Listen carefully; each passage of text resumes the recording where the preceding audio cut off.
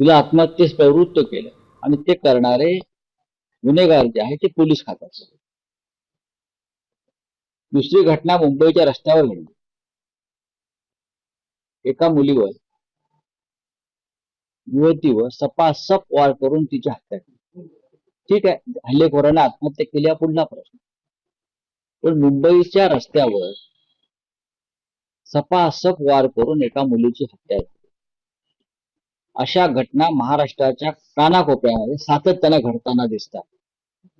सातत्याने मधल्या काळामध्ये वसईत घडल्या, मराठवाड्यात घडल्या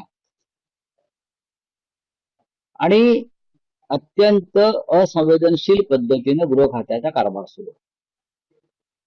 गृह खातं काय करत आहे? विरोधकांवर पाळत ठेवणं, विरोधकांचे फोन टॅप करणं, पोलिसांना विरोधकांच्या मागे लावणं. पोलिसांची जी व्यवस्था आहे या राज्यातल्या कायदा आणि सुव्यवस्थेच्या संदर्भात उत्तम काम करण्यासाठी. पण पोलीस हे आमच्या पक्षाचे चाकर आणि नोकर आहेत. अशा पद्धतीने त्यांना राबवलं जात असेल तर फलटण आणि मुंबई सारख्या दुर्घटना सतत घडत राहतील. घटना घडल्यावरती चौकशीचे आदेश, निलंबनाचे आदेश, कठोर कारवाईचे आदेश, या आधीच्या गेल्या 3.5-4 वर्षातल्या घटनांचं काय झालं, कुठपर्यंत आपण आला, याविषयी जर तपशील मागितला तर शून्य आहे. राज्याच्या पोलीस महासंचालक पदी एक महिला अधिकारी आहेत ना.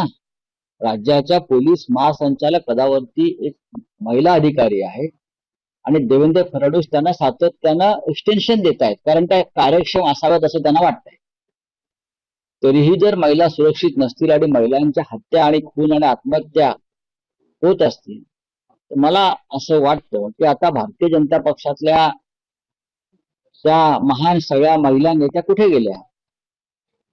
हे जर इतर कोणाचं सरकार असतं तर या महिलांवरील हल्ले, अत्याचार, खून या विरोधामध्ये सत्ताधारी पक्षाच्या महिला नेतृत्वानं, महिला आमदारांनी रस्त्यावर तांडव केला असतो. आता ह्या सगळ्या गप्प काय? कसली वाट पाहताय? अत्यंत चित्र गंभीर आहे या महाराष्ट्राचं. सरकारसारखं काम करत नाही.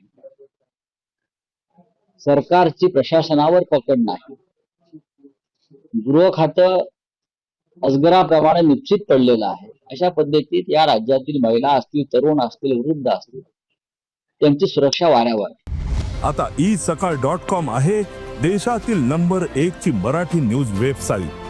प्रत्येक अपडेटसाठी isakal.com ला नक्की भेट द्या.